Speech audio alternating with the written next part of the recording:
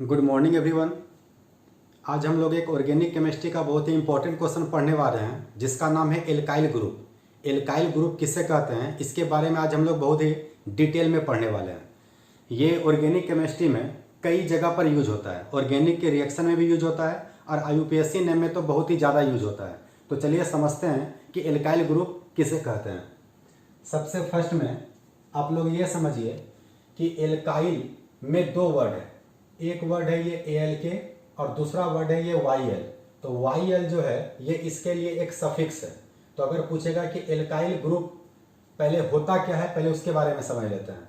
Alkene से अगर एक हाइड्रोजन को बाहर निकाल दिया जाए, रिमूव कर दिया जाए, तो जिस ग्रुप का निर्माण होता है उसे हम लोग एल्काइल ग्रुप कहते हैं। तो याद रखना है कि एल्केन से एक हाइड्रोजन को हटाने के पश्चात जिस ग्रुप का निर्माण होता है उसे एल्काइल ग्रुप कहते हैं और इसको सूचित किया जाता है कैपिटल R से। ये जब हम लोग चैप्टर में रिएक्शन स्टार्ट करेंगे तो इसमें कैपिटल R कई जगह पर आएगा, तो वो कैपिटल R एल्काइल ग्रुप ही होता है। तो याद रखना है कि एल्काइल ग्रुप को हम लोग सूचित करते हैं सिंगल बॉन्ड। ये माइनस नहीं है, ये सिंगल बॉन्ड है। सिंगल बॉन्ड कैपिटल R से। तो जरा देखते हैं कि एल्काइल ग्रुप होता क्या है। तो अभी हमने क्या बताया कि एल्केन ALKANE,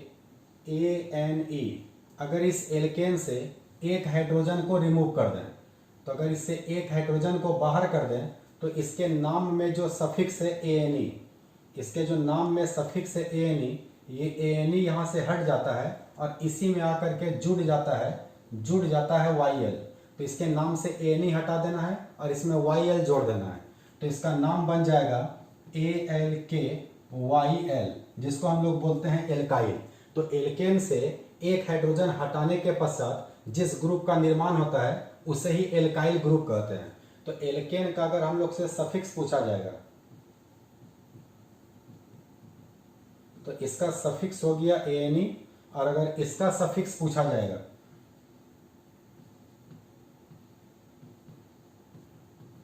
तो इसका सफिक्स हो गया YL। दोनों में डिफरेंस क्या है? डिफरेंस मात्र एक हाइड्रोजन का है। इसमें एक हाइड्रोजन कम है और इसमें एक हाइड्रोजन ज्यादा है। हम लोग को अच्छे तरीका से पता है कि एल्केन का जनरल फार्मूला जो होता है वो CnH2n+2 होता है। CnH2n+2। और अगर इससे एक हाइड्रोजन हटा देंगे तो हाइड्रोजन N क्या है? N है number of carbon atom.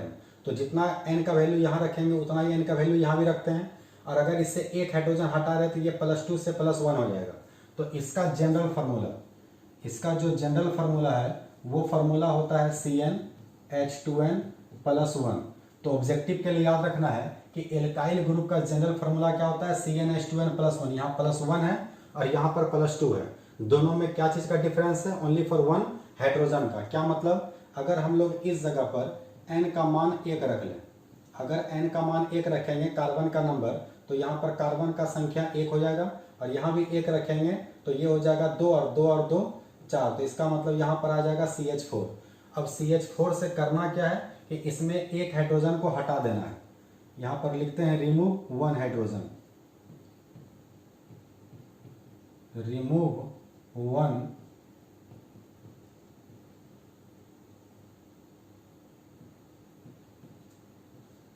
One hydrogen. अगर हम एक हाइड्रोजन को हटा दें तो यहाँ से एक हाइड्रोजन अगर हट जाएगा तो ये हम लोग के पास क्या हो जाएगा?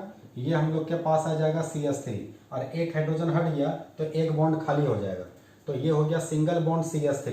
तो ये जो एक कार्बन है, एक कार्बन को हम लोग क्या पढ़ते हैं? मिथ। और इसका सफिक्स क्या है? इसका सफिक्स है ANE। तो इसका नाम हो गया मीथेन। और यहाँ पर भी एक कार्बन है तो एक कार्बन को हम लोग क्या पढ़ेंगे? मिथ। और यहाँ पर सफिक्स है YL, तो इसका नाम हो जाएगा मिथाइल। तो मिथाइल का फार्मूला होता है सिंगल बॉन्ड CH3। तो याद रखना है कि CH3 को ही मिथाइल कहते हैं और मिथाइल को ही शॉर्ट में Me लिखते हैं। मिथाइल को शॉर्ट में क्या लिखते हैं? Me। हम लोग को पता है कि कार्बन 4 बॉन्ड बनाता है। अगर कार्बन 4 बॉन्ड बनाता है तो यहाँ पर देखो 4 हाइड्रोजन भी है। यहाँ पर 4 हाइड्रोजन है, इसका मतलब इसके पास 4 सिग्मा बॉन्ड है। सिंगल बॉन्ड को हम लोग सिग्मा कहते हैं। सिंगल बॉन्ड को हम लोग क्या बोलते हैं? सिग्मा। तो 1 2 3 4, इसका मतलब इसके पास 4 सिग्मा बॉन्ड है। एक हाइड्रोजन को हटा दिए, अगर एक हाइड्रोजन को हटा देंगे तो यहाँ पर हो जाएगा सिंगल बॉन्ड C और H3।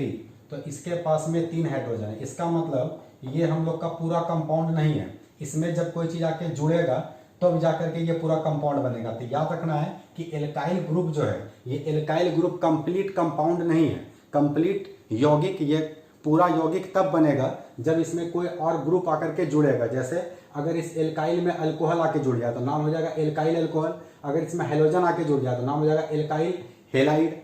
तो याद रखना है कि इसमें कोई भी ग्रुप आकर के अटैच होता है तब ये आता है। तो ध्यान रखना है आप लोग को कि एल्काइल ग्रुप कहते हैं किसको है, तो एल्काइल ग्रुप किसको कहते हैं, तो उसके लिए आप लोग याद रखना है कि एल्काइल ग्रुप हम लोग किसको कहते हैं, तो remove of 1 hydrogen atom from an alkane molecule, alkane molecule is called alkyl group. तो याद रखना है कि एल्केन के मॉलिक्यूल से जब एक हाइड्रोजन को रिमूव करते हैं तो उसी को हम लोग एल्काइल ग्रुप कहते हैं, और it is denoted by capital R. तो याद रखना है कि इसको कैपिटल आर से हम लोग डिनोट करते हैं। और इसका जनरल फार्मूला क्या होता है, तो जनरल फार्मूला होता है CnH2n+1। ये +1 कैसे आया तो आप लोग को अब समझ में आ रहा होगा।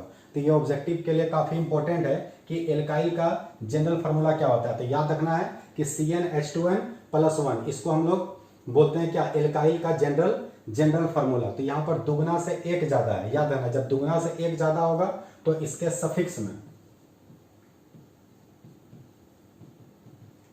सफिक्स में हम लोग ऐड कर देंगे क्या, YL। तो जिसके भी नाम के अंत में YL रहेगा समझ जाना है कि उसमें हाइड्रोजन का संख्या कार्बन के संख्या से दुगना से एक क्या होगा, दुगना से एक ज्यादा होगा। हिंदी मीडियम वाले स्टूडेंट इसको कैसे लिखेंगे, तो जो क्वेश्चन आप लोग को लिख लेना है कि एल्काइल ग्रुप किसे कहते हैं, और आंसर में क्या लिखना है कि एल्केन से एक हाइड्रोजन हटाने के पश्चात जिस नए ग्रुप का निर्माण होता है उसे एल्काइल ग्रुप कहते हैं। फिर से सुनिए, एल्केन से एक हाइड्रोजन हटाने के पश्चात जिस ग्रुप का निर्माण होता है उसे ही हम लोग एल्काइल ग्रुप कहते हैं। आ रहा है बात समझ में, तो इसको हम लोग एग्जाम्पल के थ्रू देखते हैं। CnH2n+2, इसके लिए हम लोग नाम के अंत में लगाएंगे सफिक्स ANE, और एक हम लोग का जिससे एक हाइड्रोजन हटाने के पश्चात जो ग्रुप बना उसके नाम के अंदर हम लोग क्या लगाएंगे, YL। तो अगर हम लोग इस n का वैल्यू अगर हम लोग 2 ले लें तो यहाँ पर आ जाएगा हम लोग के पास में C2 और H हो जाएगा 6। 2 कार्बन है तो हम लोग इथ लिखेंगे, और दुगना से 2 ज़्यादा है तो ANE लगा देंगे। और अगर हम लोग इससे एक हाइड्रोजन को रिमूव कर दिए, एक हाइड्रोजन को इससे अगर हटा देंगे तो यहाँ पर हम लोग के पास आ जाएगा सिंगल बॉन्ड C2H5। 2 कार्बन यहाँ पर भी है तो इसको भी हम लोग इथ लिखेंगे, लेकिन अब हम लोग यहाँ पर लगाएंगे YL, तो इसका नाम हो जाएगा इथाइल। जैसे मिथाइल को Me बताए थे तो इथाइल को हम लोग शॉर्ट में ET लिखते हैं। अच्छा, इसको लिखने का एक और तरीका है, इसमें 2 कार्बन है, 2 कार्बन को अगर हम लोग अलग अलग दिखाना चाहेंगे तो कुछ इस तरीका से दिखा सकते हैं। तो कई जगह पर बुक में ऐसा भी लिखा रहेगा, तो ध्यान रखना है कि C2H5 ये भी है और C2H5 ये भी है, बस इसमें दोनों कार्बन को समेट करके एक जगह लिखा गया है और इसमें दोनों कार्बन को अलग अलग दिखाया गया है। तो इथाइल को हम लोग इस तरह से भी रिप्रेजेंट करते हैं और इस तरीका से भी रिप्रेजेंट करते हैं। अगर हम लोग n का मान 3 ले लें तो अगर n का वैल्यू 3 रखेंगे तो यहाँ पर n का वैल्यू हम लोग 3 रखेंगे तो हाइड्रोजन कितना हो जाएगा, 3 दूना 6 और 2 8। 3 कार्बन को हम लोग क्या पढ़ते हैं, प्रोप, और इसी में जोड़ देंगे हम लोग ANE, तो नाम हो जाएगा प्रोपेन। और अगर इस प्रोपेन से एक हाइड्रोजन को हम लोग रिमूव कर दें तो एक हाइड्रोजन को रिमूव करने के बाद क्या बनेगा, तो ये बन जाएगा C3 और C3H7। तो 3 कार्बन है तो यहाँ पर भी हम लोग प्रोप लिखेंगे और इसी में ऐड कर देंगे YL, तो नाम हो जाएगा प्रोपाइल, जिसको शॉर्ट में हम लोग PR लिखते हैं। तो इसी तरीका से अगर हम यहाँ पे तीनों कार्बन को अलग अलग दिखाना चाहें तो दिखा सकते हैं CH2, फिर से आ जाएगा CH2 और लास्ट जब खत्म होने वाला रहेगा तो CH3। तो यहाँ पर हाइड्रोजन 7 था तो 3 2 5 और 2 7। तो इस तरीका से हम लोग जितना भी एल्काइल ग्रुप को बनाना चाहेंगे n का मान रखते जाएंगे और एक एक हाइड्रोजन को निकालते जाएंगे। तो मीथेन से बनेगा मिथाइल, इथेन से बनेगा इथाइल, प्रोपेन से बनेगा प्रोपाइल, तो ब्यूटेन से बनेगा ब्यूटाइल, पेंटेन से बनेगा पेंटाइल। आप लोग को बात समझ में आ रहा है। तो ध्यान रखना है मेन जनरल फार्मूला कि दुगना से एक ज़्यादा, तो इसको हम लोग क्या बोलते हैं, इसको हम लोग बोलते हैं एल्काइल ग्रुप। ठीक है, तो इसी तरीका से एक बात और समझ लीजिए कि ये वाला कार्बन एक कार्बन से अटैच है, ये कार्बन एक कार्बन से अटैच है, तो इसको हम लोग 1 डिग्री बोलेंगे। ये कार्बन 2 कार्बन से अटैच है तो इसको हम लोग 2 डिग्री कहेंगे, और ये भी कार्बन 1 कार्बन से अटैच है तो इसको हम लोग 1 डिग्री कहेंगे। बात समझ में आ रहा है? इसमें दोनों कार्बन 1 डिग्री, ये कार्बन 1 कार्बन से अटैच है तो ये 1 डिग्री, और ये भी 1 से अटैच है तो ये भी 1 डिग्री। तो आप लोग को बताए थे डिग्री वाले में कि जो 1 कार्बन से जुड़ता है 1 डिग्री, जो 2 कार्बन से जुड़ता है 2 डिग्री, जो 3 कार्बन से जुड़ता है 3 डिग्री, और जो 4 कार्बन से जुड़ता है वो 4 डिग्री का। बात आप लोग को समझ में आ रहा है सही तरीका से? तो यहाँ पर अगर मान लीजिए कि हम लोग इस तरीका का एक स्ट्रक्चर लिखते हैं, CH3 single bond CH, single bond CH2 C और CH2 सिंगल बॉन्ड, यहाँ पर भी CH3 है और ऊपर में भी CH3 है, ठीक है। अब बताइए कि इसमें कौन कौन सा कार्बन का डिग्री क्या होगा।